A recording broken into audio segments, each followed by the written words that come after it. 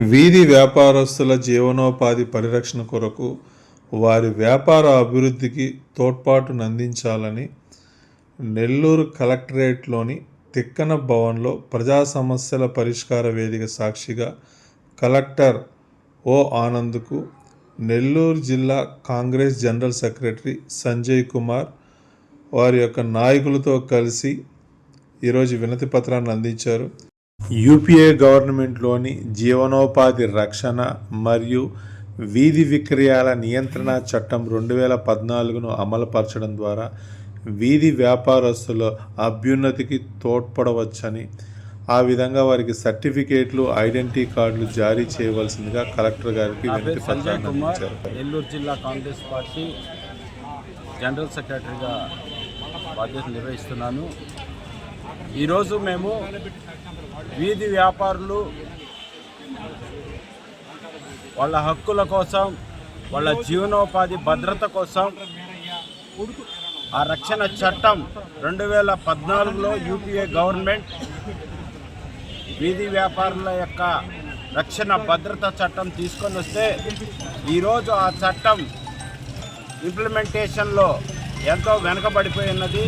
ఈరోజు ఆ చట్టం ఇంప్లిమెంట్ చేయండి, వీధి వ్యాపారుల యొక్క వారి యొక్క హక్కులని, వాళ్ళ భద్రతను కల్పించమని కలెక్టర్ గారికి ఒక వినతి పత్రం అందిస్తున్నాం. మీ అందరికీ తెలుసు, ఈరోజు కూరగాయల మార్కెట్ దగ్గర చూసినా, ఏ ప్రాంతంలో చూసినా మధ్యరాత్రులలో మహిళలు వాళ్ళ పొట్టకూటి కోసం, వాళ్ళ జీవనోపాధి కోసం ఆ యొక్క ప్రాంతాలలో రోడ్ల మీద పడి ఈరోజు ఎన్నో సంవత్సరాలుగా వ్యాపారం చేసుకుంటున్నారు. ఆ బర్రెలు మోసుకొని వస్తే వాళ్ళకి కనీసం ఎలాంటి భద్రత లేదు, ఎలాంటి అక్కడ ఆ ప్రాంతంలో కనీసం వాళ్ళు మరుగుదొడ్లో పోదామన్నా, లేకపోతే వాళ్ళకు ఒక పర్మనెంట్ ఆవాసాలు అనేవి ఏం లేకుండా పోయినాయి.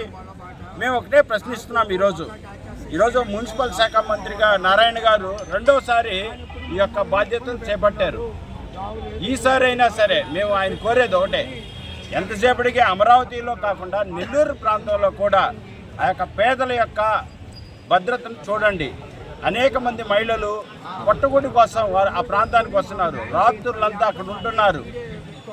వాళ్ళ యొక్క పరిస్థితి చాలా భయానకంగా ఉంది. ఈరోజు దేశంలో 14% వాళ్ళ యొక్క ఉపాధి కల్పనకు 14% వాళ్ళ యొక్క భాగస్వామ్యం ఉంది.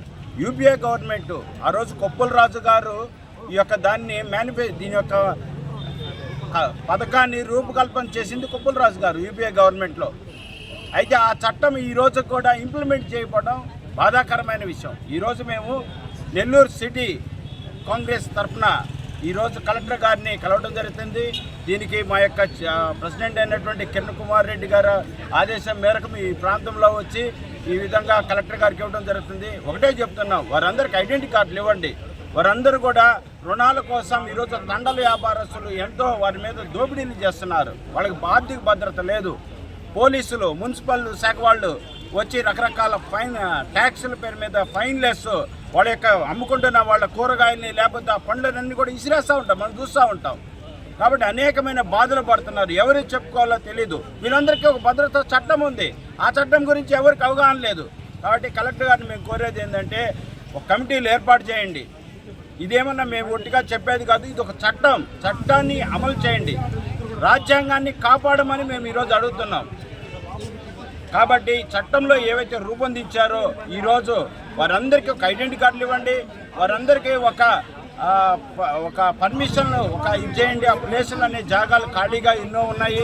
ఆ ప్రాంతాలన్నీ కూడా ఈ విధంగా ఆత్మ బస్ స్టాండ్ దగ్గర కానీ, ఈ విధంగా ఎక్కడైతే రైతు బజార్లు ఉన్నాయో ఆ ప్రాంతాలన్నీ కూడా ఈరోజు ఎంతో ప్రెస్టేజియస్గా గత గవర్నమెంట్ ఆ రైతు బజార్లు నెలకొల్పింది. అవన్నీ కూడా ఈరోజు ఎందుకు పనికిరానిగా ఉండిపోయినాయి. కాబట్టి ప్రభుత్వం వెంటనే చర్యలు తీసుకోవాలి. కలెక్టర్ గారు వెంటనే ఆ రైతు బజార్లని యాక్టివేట్ చేసి, ఏదైతే ఆ మూలన పడిపోయినటువంటి కూరగాయల మార్కెట్ దగ్గర ఉన్నటువంటి ఆ రూములన్నింటినీ కూడా వారికి కల్పిస్తే, ఈరోజు మహిళలకు మేమేదో ప్రభుత్వం ఏదో చేసేస్తున్నామని అనుకుంటా, కనీసం మన కళ్ళకు కనిపించేవి వేలాది మంది మహిళలు ఈరోజు నిట్టూర్పులు ఇడుస్తూ వాళ్ళ జీవితాలు ఎండనక వాననక ఎన్నో కష్టాలు పడుతున్నారు. మేమంతా కాంగ్రెస్ పార్టీ తరఫున ఈరోజు ప్రభుత్వానికి విన్నవిస్తున్నాము.